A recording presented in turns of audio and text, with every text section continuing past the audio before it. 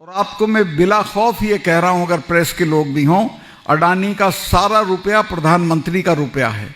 दुनिया में आपने सुना है कि जो शिकायत करता है उसकी जांच होगी या जिसकी शिकायत हो रही है उसकी जांच होगी। मैंने वहां का ये बताया था कि 2 मामलों में 150 करोड़ रुपए की रिश्वत थी, जो मैंने दोनों मामले कैंसिल कर दिए थे। उसमें मैंने नाम बताए, लेकिन सीबीआई इंक्वायरी करा के उनकी जांच नहीं हो रही है, उनसे पूछताछ नहीं हो रही है। मेरे से 2 बार पूछताछ हो चुकी है। मैं ये भी नहीं मानता हूं कि ये भ्रष्टाचार के खिलाफ हैं। गोवा में बहुत करप्शन था, मैंने शिकायत की कि साहब ये चीफ मिनिस्टर की बीवी अलग पैसे मांगती है, चीफ मिनिस्टर अलग मांगता है, लोग तंग है, त्राही मची हुई है। तो उसे हटाने के बजाय मुझे ही हटा के मेघालय भेज दिया। राजस्व, सही बात तो ये है कि दिल्ली में जो सरकार आज है वो आपको मिटाने पे जुटी हुई है। उन्होंने एमएसपी नहीं लागू किया। जब ये किसान आंदोलन चल रहा था तो 700 लोग आपके मरे वहां। कुतिया भी मरती है तो प्रधानमंत्री के यहां से उसके लिए शोक संदेश जाता है, लेकिन 700 लोग मरे, किसी ने कुछ नहीं बोला। मैं बहुत दुखी था। 10 दिन मैंने सोचा कि मैं गवर्नर हूं, मुझे बोलना चाहिए कि नहीं बोलना चाहिए।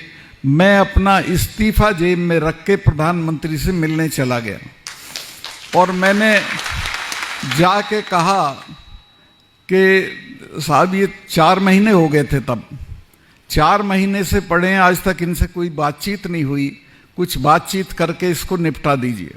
उन्होंने लापरवाही से कहा नहीं नहीं सतपाल भाई सब चले जाएंगे। तो मुझे बहुत गुस्सा आया और मुझे लगा कि ये तो कुछ गांठ ही नहीं रहे।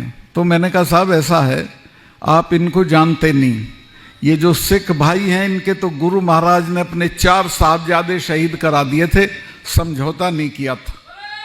और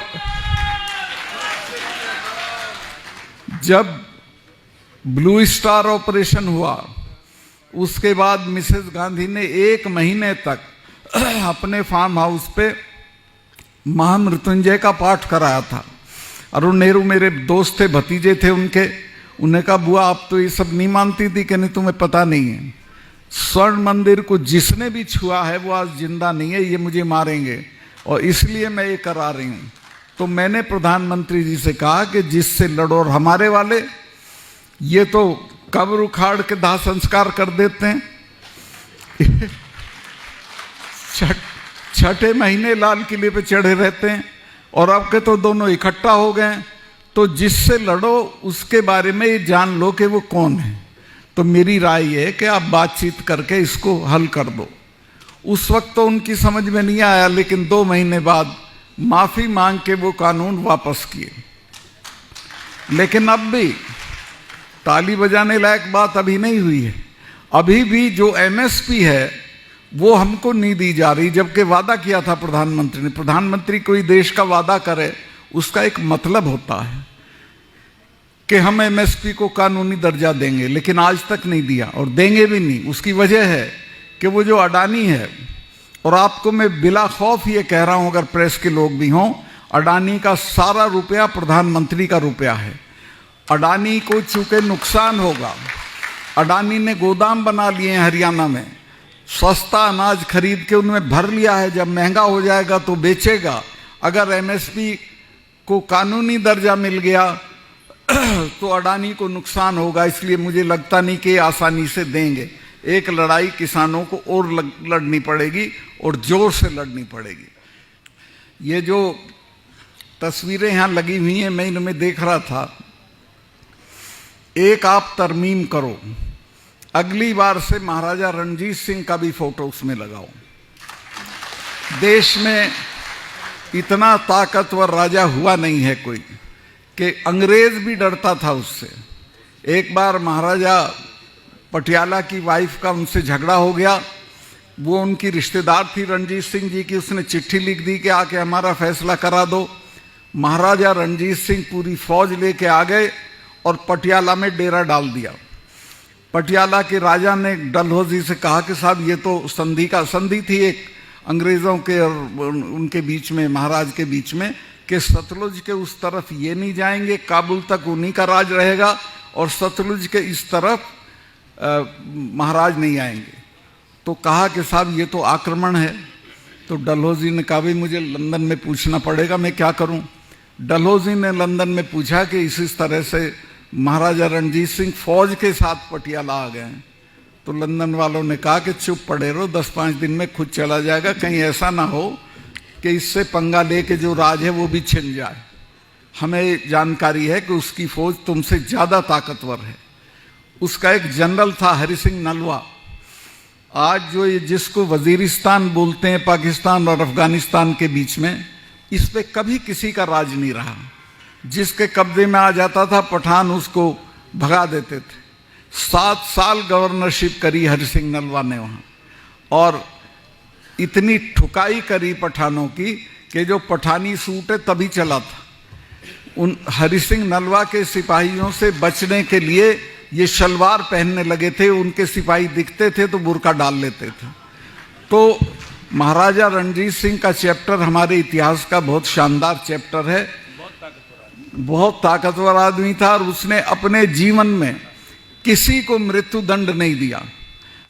दूसरे जो मैं असली बात कहना चाहता हूं वो ये है कि आपकी खेती को खत्म करने का डिजाइन है, वो तो आप ये 4 कानून लागू हो जाते तो खत्म हो ही जाती, वो तो अब रुक गया है। फिर फौज में आप चले जाते थे तो ये अग्निवीर ले आए जिसमें सिर्फ 4 साल की नौकरी होगी, ना कोई पेंशन होगी, ना कुछ होगा, और बच्चा क्यों मरेगा 4 साल के लिए गोली खा के।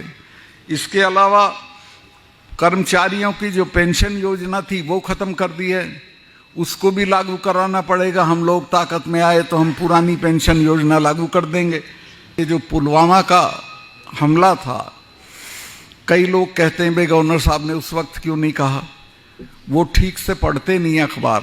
मैंने उसी दिन, मतलब हमला जिस दिन हुआ उसी दिन 1 घंटे के बाद 2 चैनल को ये इंटरव्यू दे दिया था कि इसमें हमारी सरकार की यानी बेसिकली होम मिनिस्ट्री की गलती रही।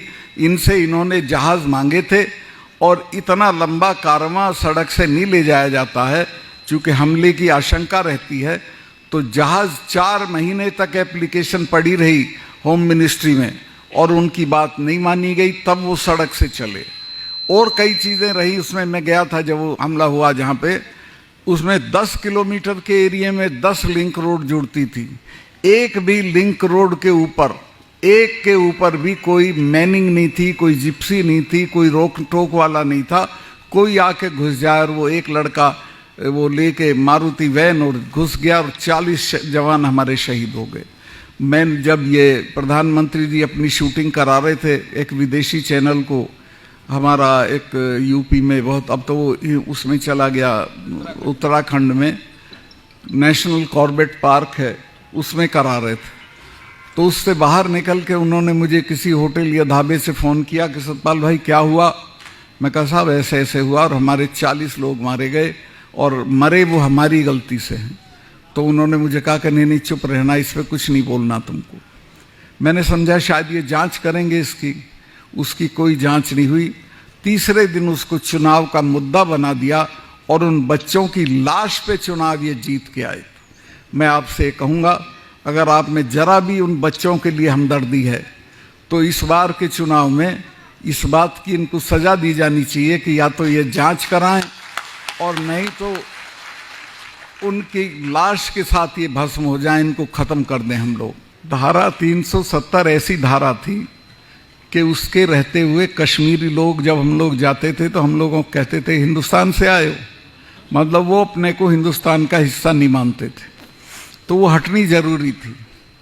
वो हटाते वक्त दिल्ली डरती थी कि पता नहीं क्या होगा। जब ये सुरसुराहट चली कि शायद हटेगी तो महबूबा मुफ्ती ने बयान दिया कि खून की नदियां बह जाएंगी। फारूक अब्दुल्ला ने बयान दिया कि तिरंगा पकड़ने वाला यहाँ नहीं मिलेगा अगर 370 हटाई। बल्कि वो तो इतनी दूर तक गए कि प्रधानमंत्री के पिताजी की भी हिम्मत नहीं है कि इसको छेड़ दे। मेरे से पूछा गया, मैंने कहा आप इसको हटाओ मैं देखता हूँ। मैंने वहाँ काम कर रखा था लोगों में, मैंने लोगों को समझा रखा था कि ये नेता, इनके बच्चे तो लंदन में पढ़ते हैं, तुम्हारे बच्चे लड़के मर जाते हैं, कोई इनके लिए झगड़ा करने की ज़रूरत नहीं है। और आप हैरत करोगे कि जिस दिन 370 हटी है, ये तीनों चीफ मिनिस्टर हम लोगों ने गिरफ्तार कर, नज़रबंदी करे थे गिरफ्तार, तो क्या एक चिड़िया नहीं बोली और पूरे प्रोसेस में हमको एक गोली नहीं चलानी पड़ी, कोई इनके साथ खड़ा नहीं हुआ, सब भारत के साथ खड़े रहे। और दिल्ली में ये भी डर था कि कहीं पुलिस रिवोल्ट ना कर दे। मैं कश्मीर की पुलिस के लिए बहुत काम किया था और मैं उनकी तारीफ करूंगा कि ईद का मौका था, एक सिपाही ने भी छुट्टी नहीं मांगी उस दौरान में, सब ने पुलिस लाइन में ईद मनाई।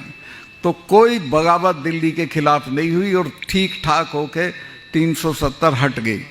अब मैं जब गोवा में था तो मेरा इंटरव्यू करने एक सुदर्शन टीवी वाला आ गया, बाकी चीज़ों पे बातचीत हुई गोवा के बारे में, लेकिन उसने ये लिख दिया इंटरव्यू में, ये कह दिया कि सतपाल मलिक जी जो 370 हटाने के लिए जिम्मेवार हैं उनसे मैंने बातचीत की। अगले ही दिन मुझे प्रधानमंत्री ने खुद फ़ोन उठा के करा, अरे भाई फिर बोल दिया आप कश्मीर के बारे में। मैं कहा साहब मैं तो नहीं बोला। कहने नहीं उसने ऐसे ऐसे बोला है। मैं कहा बोल दिया होगा, पर मैंने नहीं कहा ये कि मैंने हटाई। मैं तो यही कहूँगा आपने हटाई कि आज के बाद अगर कश्मीर पे कुछ बोलोगे तो मेरी तुम्हारी मुलाकात नहीं होगी। ये शब्द थे प्रधानमंत्री के। मैंने कहा मैं कौन मरा जा रहा हूँ साहब मुलाकात के लिए, लेकिन मैंने बोला नहीं। खैर वो बात आई गई हो गई, उनको एक रंजिश हो गई। वहाँ गोवा में बहुत करप्शन था, मैंने शिकायत की कि साहब ये चीफ मिनिस्टर की बीवी अलग पैसे मांगती है, चीफ मिनिस्टर अलग मांगता है, लोग तंग है, त्राही मची हुई है। तो उसे हटाने के बजाय मुझे ही हटा के मेघालय भेज दिया। मैं ये भी नहीं मानता हूँ कि ये भ्रष्टाचार के खिलाफ हैं। और अब जो ताज़ा है, जो आखिरी बात कह रहा हूँ, मैंने वहाँ का ये बताया था कि 2 मामलों में 150 करोड़ रुपए की रिश्वत थी, जो मैंने दोनों मामले कैंसिल कर दिए थे। उसमें मैंने नाम बताए, लेकिन सीबीआई इंक्वायरी करा के उनकी जांच नहीं हो रही है, उनसे पूछताछ नहीं हो रही है। मेरे से 2 बार पूछताछ हो चुकी है और मेरे स्टाफ के सारे लोगों के फ़ोन लेके चले गए। 2 दिन उनसे पूछताछ की जम्मू में।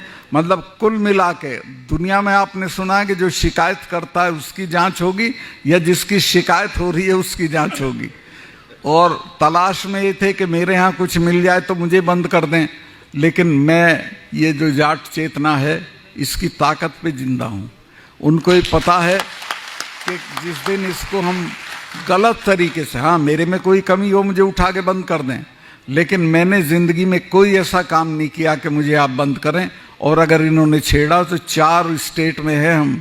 छिल्लर साहब आप जैसे नेताओं की सपोर्ट से 4 स्टेट में आग लग जाएगी, कुछ नहीं होगा।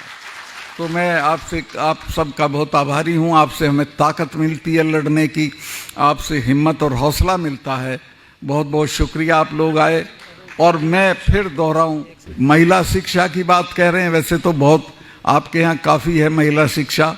और अभी जो हमारी लड़की आरएएस में आई हैं, इतना परिवर्तन हुआ है कि जो ठाकुर साहब उनके सामने हमारा दूल्हा घोड़ी पे नहीं बैठता था, वो भी हमारी आरएएस लड़की को देख के खड़ा हो जाता है हाथ जोड़ के और खम्मा गणी कहता है। तो महिला शिक्षा को बढ़ाइए, चूँकि महिला का सशक्तिकरण ना दहेज से है, ना उसके हस्बैंड की दौलत से है, ना उसके पिताजी की दौलत से है, उसकी एजुकेशन से है, और वो उसको आगे बढ़ाएगा। एक मैं और निवेदन करूं, अमेरिका की एक फॉरेन सेक्रेटरी थी कोंडालीजा राइस, दुबली पतली शक्ल, सूरत में निहायत साधारण, लेकिन लीबिया का जो तानाशाह था गद्दाफी, जब वो मारा गया और उसके दफ्तर को रेड किया विद्रोहियों ने, तो उसमें एक डायरी मिलती है। उसमें वो लिखता है कि मुझे बहुत आनंद आता है जब कोंडालीजा राइस, लिटिल कोंडी लिखा है उसको, चूँकि दुबली पतली थी, लिटिल कोंडी अरब शेखों को धमकाती है। वो अरब शेखों को अमेरिका की ताकत पे धमकाती थी और अमेरिका की ताकत उसको तालीम की वजह से मिली थी।